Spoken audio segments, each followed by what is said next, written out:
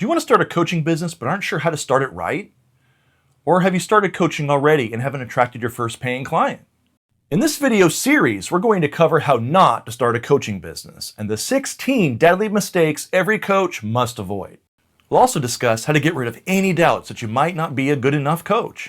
And in this first part of the series, I'm going to cover the mistakes most commonly made in the early stage of the coaching business startup process. So let's start right now.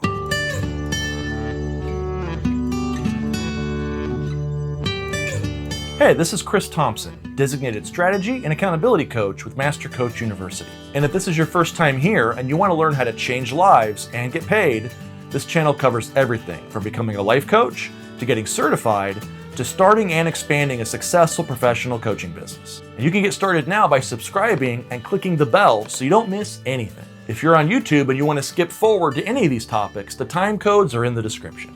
And don't forget to look for the next video in the series. If it's ready for you to watch now, I'll put a link in the description and up in a tag here. What are the biggest mistakes people make when they start a coaching business? Most of the mistakes you'll learn in this video stem from one primary mistake. Coaches think that the coaching business is based in good coaching. Not true. Although coaching might be the product or the service provided in your coaching business, it's not at all about coaching. Doubt me? Many of the top coaching businesses in the world don't even provide very good coaching.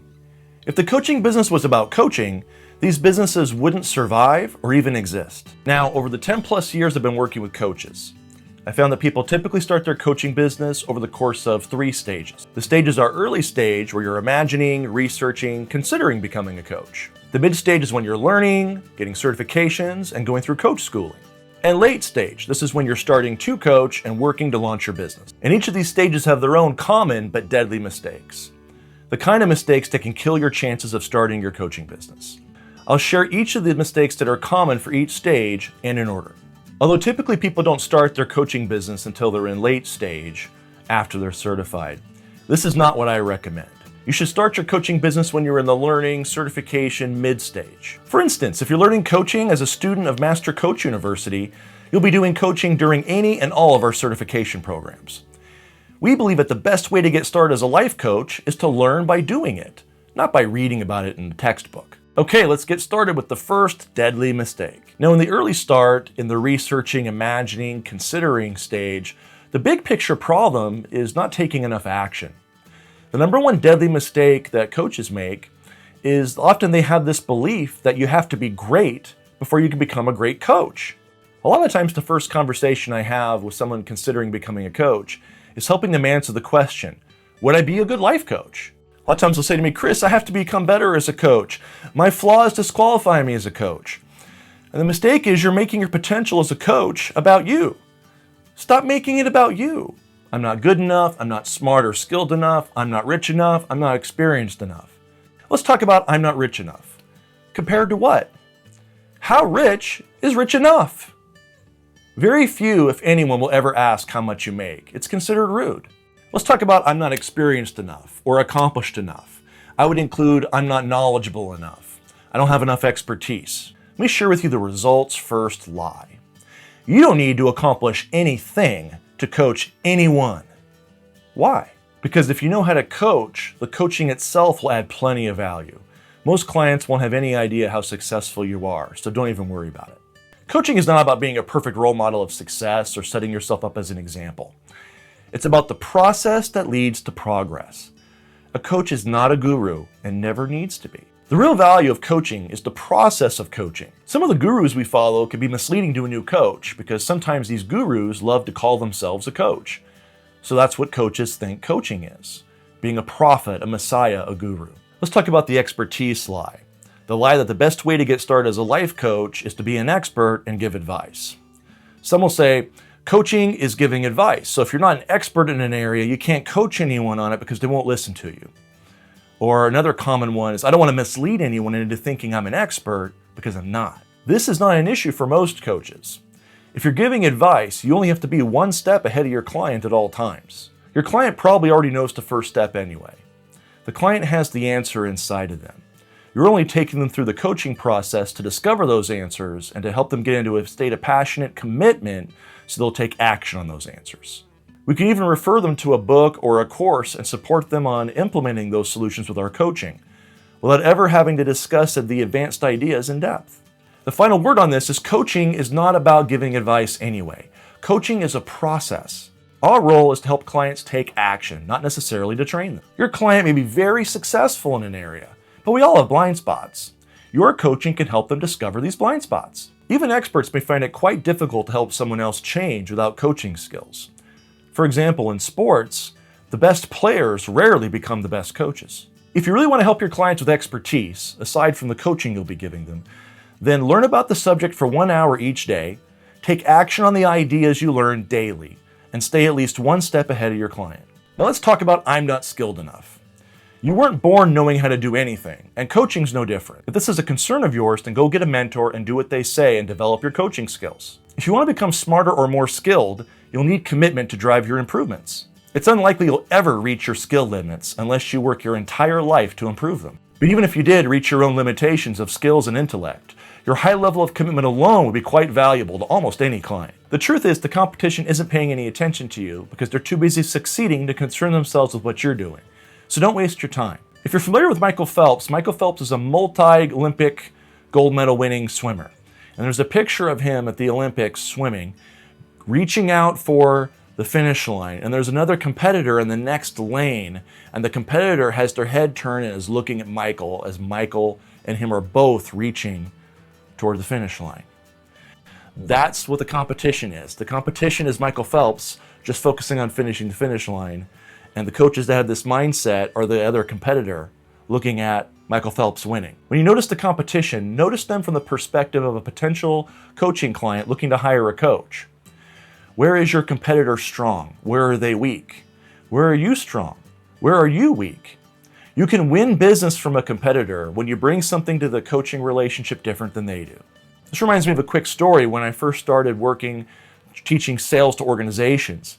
I could go in and do a training for an organization, and sometimes they would tell me, we just had an international trainer in last week.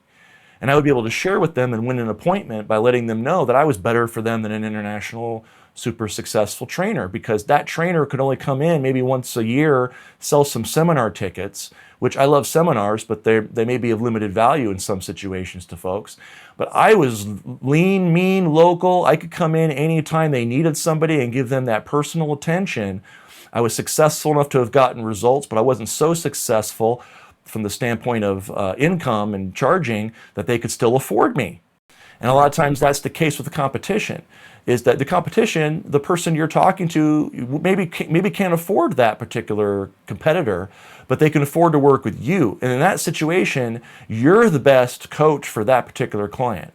So you have to understand what your unique selling proposition is and how you can be of more benefit to the marketplace than the competition is, and accentuate that and use that, and you can win business. You'll always lose business to the competition, and you'll always win business from the competition, as long as you compete in the marketplace of the world economy. Another bad comparison would be with your client themselves.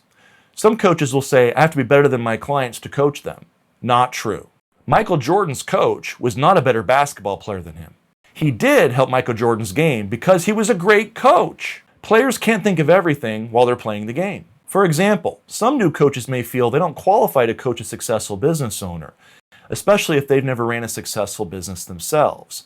But you qualify to coach business people because you had to understand and execute on your coaching business process enough to start the coaching process in the first place. Even if your business isn't yet successful by the time you're coaching a business person, you're likely already ahead of them because of the strides that you've made in your own business.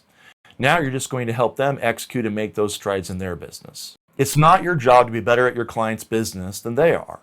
It is your job to be good at your own business so you can support them in transforming themselves so they can become even better at their business. This is the same when it comes to intelligence. You don't need to be smarter than your clients. Smart people don't necessarily need coaches that are smarter than them, but they can benefit from great coaching. Smarter people often tend to overcomplicate things and may need help from you to focus on what really matters to get the results they want.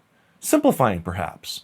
Never compare yourself to others. You'll always either think too highly of yourself or too badly of yourself. We all have insecurities. Ophelia says, my biggest mistake, 5 years ago I stopped doing YouTube videos because of the wrong belief I was not good enough. Now I see an old business colleague who never stopped. They've got high-paying clients, business conferences, books. Set aside your issues and insecurities to discuss with your coach. Never make your potential client have to look around your insecurities to see the benefit to them of your coaching them. Nobody is perfect, and you'll never be perfect. So let it go. It's not about you. What you think may be wrong with you may be exactly what's right with you. Another aspect of this is coaches that are afraid they're a bad coach. Sometimes coaches get discouraged with their early coaching experiences. The people they try to help don't act right or are unhappy with the process, and they start to think they're a bad coach, so they avoid coaching. This mindset is dangerous. Every client has a responsibility to cause their own success. That said, not every client is willing to change in order to succeed. Need proof? Why does one client get great results while another client working with the same coach doesn't get the same results? Because the client didn't follow through. Sometimes coaching is like being a chef. The chef creates a gourmet meal, gives it to the customer, and the customer refuses to eat it. Why could an occasional client blame the coach for the client not performing? Because it's easier to escape than it is to change. At times, a person who is unhappy with coaching will point the finger at the coach instead of admit their shortcomings to themselves. Don't automatically assume that if a client isn't getting results or is unhappy, that you did something wrong. In fact, the best coaching commonly will cause a client to feel uncomfortable at times. This may be a sign of good coaching. But what if you didn't do a good job as a coach and you know it? My mentor, Dr. Donald Moyne, says you're either earning or you're learning. You're always either succeeding or you're learning how to succeed. You need to improve in your coaching, not avoid coaching people. In every coaching relationship, both the coach and the client have some responsibility. Never take your client's responsibility and make it your responsibility. Focus on improving your side. There's always something you can improve. So take that as impetus to get better rather than to quit. Quitting helps nobody. Even if you help someone 5%, that's 5% more than they had before you showed up. So you don't have to be great at everything to be a great coach for people. On the other hand, one of the issues that can stop someone from starting their coaching business is their mindset around income. Coaches ask me all the time, what's the average income of a life coach? Why do they usually ask that, other than curiosity's sake? It's a way of them saying, I'm average, so I want to know what I'm going to make. Or, I'm going to make what an average coach makes. That could be a real problem for them, because what if they want to make a lot more than the average coach? That's like saying, I want to be a mediocre person, yet I want to make above average income. So for the ambitious coach in this case, you'll need to be great because you want to make a great income. That still doesn't mean you can't coach people if you're not great. What it means is you don't expect to get rich with mediocre standards and effort. Business doesn't work that way. For those who are okay with making a few bucks with a side business, there's no need to be anything more than average. But if you're asking this question beyond a 5-minute search in your favorite search engine, you either want to achieve greatness, but you're scared and you're feeling a little stuck, or you're looking for certainties which can keep you stuck as well. If you're intending to hit the average income, then you'll be stuck in mediocrity, at least income-wise. Either raise your standards or resolve to be at peace with that. Bottom line, be careful thinking that you're entitled to some grand income when you're only committed to mediocrity. The second deadly mistake is the belief that if your client fails, you're a crappy coach. The belief that whatever goes on with my client, I'm responsible, it's my fault. Let's talk responsibilities. Your client is your teammate. On a team, every member has a role to play for the team to be successful. The client is 100% responsible for whatever they say, think, or do that leads to the results in their life. The coach is responsible for taking on the role of coach in their life, not the role of their parent. When the client gets big victories or losses in their life, the victories and losses are the client's, not the coach's. You can't do your clients' push-ups for them. Each person is responsible for their own results. You can't save people. They have to save themselves. You'll never help anyone succeed if you take on responsibilities that are not yours. If you carry the responsibility of others on your shoulders, you'll burn out. You'll also frustrate yourself trying to control the client, and the client will likely sense that and rebel against it. Lastly, you're wasting energy and emotions because you have no choice in the matter. Your client will make their own decisions and choose their own actions, and there's nothing you can do about it other than let them see the options that are available to them. Need more proof your clients are 100% responsible for their own results? If they get a big sale, you won't get any of that money. If they get physically fit, it won't help you look any better in an outfit. The reality is every coach has clients that fail. You can do a great job of coaching the client, and they may still fail. You can do a poor job of coaching the client, and they may still succeed. You can coach two people to accomplish a goal the same way that millions of other people have accomplished a goal, and one or both of them may still fail to accomplish the goal. You don't know if they failed until they stop trying. It's not over till it's over. There's always a next step in the coaching process, no matter what kind of results your client is getting. If they quit, the coaching should help them recommit. If they fail, the coaching should help them improve. If the client fails, they just need your coaching that much more. You'll never coach perfectly, and you'll never do a perfect coaching session. A lot of coaches say, I need to learn more, or I'll end up hurting my client, or they'll get mad at me. I always say, you can't screw up something that's already screwed up. You'll always be learning more. You've been helping people your whole life. There's people you can help right now. Never let what you can't do stop you from doing what you can do. If your client gets mad at you, that's an indication your coaching's getting to the real issue they have. No client really wants a coach who holds back from sharing what they might see because they're afraid of hurting the client's feelings. A client will get mad at some point. It'll be because of something they got triggered about, not because of something you did wrong. You can never say the right thing to the wrong person. They're just not your niche. If you don't have the expertise to give your client an answer on how to do something, you'll just coach them to find the answer they already know, or help them research an answer and take action on it. You'll hurt clients more by holding back on your coaching because you're afraid of hurting their feelings than you ever will by sharing with them what you see or asking them a good question. That reminds me of a quick story when I was coaching the Dean of Master Coach University, Jeffrey Suey. And after the session, we were discussing something, and I shared why I coached something the way I coached it. And he said to me, Chris, that was better coaching than you gave me the entire session. Why are you holding back? Why are you editing yourself? And at that moment, I made a change. See, I wasn't trained to do that. I was trained to always agree and be positive. I was trained never to challenge a client in really any way, have any kind of disagreement. So what I found once I did that, my clients got significantly better results. Not because I was confrontational with them and running around like a bull in a china shop. So you never want to water down your coaching. Share what you see and leave it up to the client to do what to do about it. There's no trophy for the person who makes the fewest mistakes on the way to a goal. Coaches are modern explorers. We live on the edge of clients' comfort zones. Anyone who's had a sports coach understands you don't have to like your coach. It's irrelevant. There's a distinction between being a coach and a friend. A coach carefronts you to the next level. By carefronting, I mean they share with you anything that's holding you back, any insights they have, regardless of whether it hurts your feelings or not, because they really care about you getting the long-term results. Whereas sometimes with friends, they might hold back from sharing what might hurt our feelings because they don't want us to be mad at them. That's why we hire coaches. We don't hire friends. The third deadly mistake coaches make is treating coaching as if it's not a legitimate profession.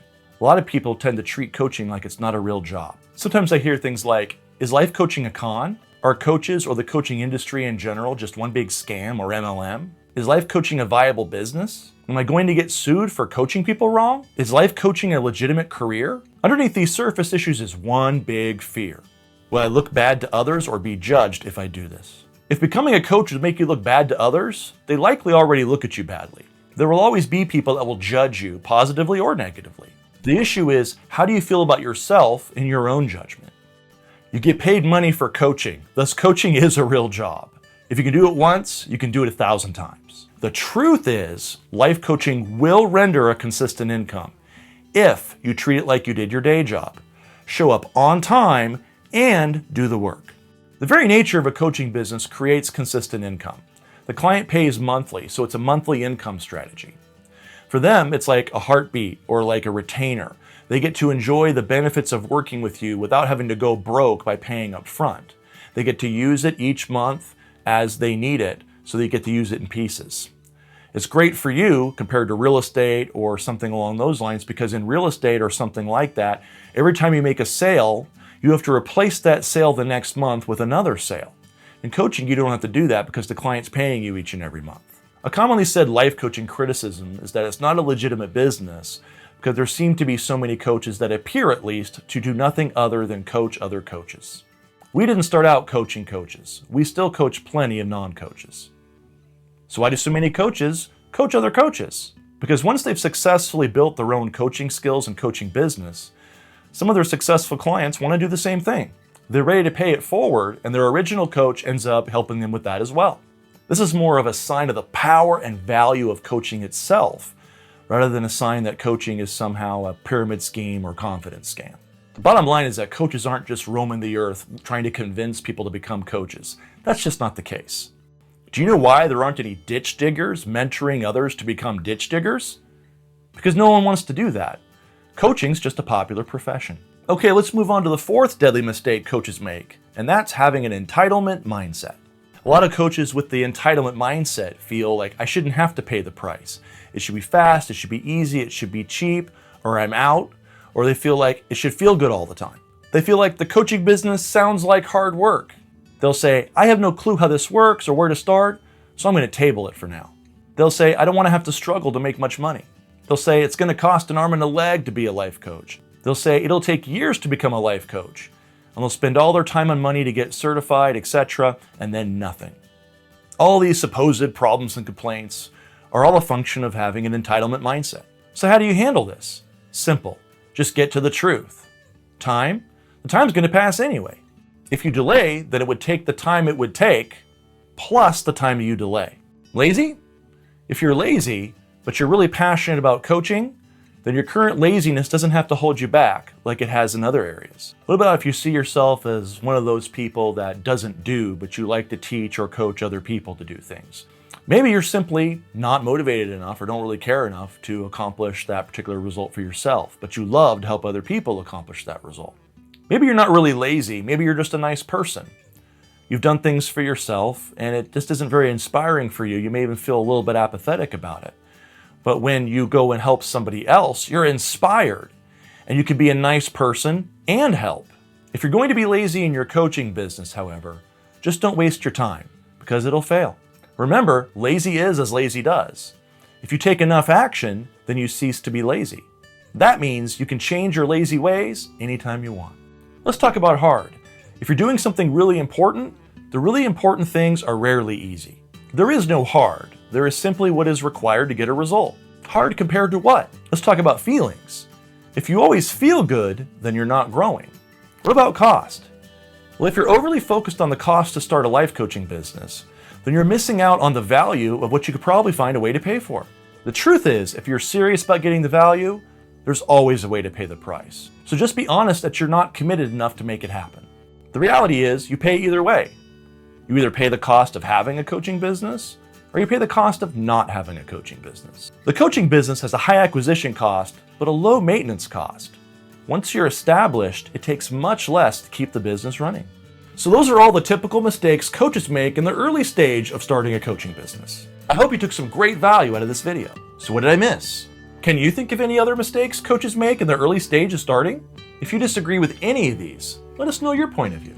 I'd love to hear your feedback. So make sure you leave a comment with your thoughts or questions. Thanks for watching this video. Like it if you thought it was cool, and hit subscribe for even more of these videos. And don't forget to look for the next video in this series.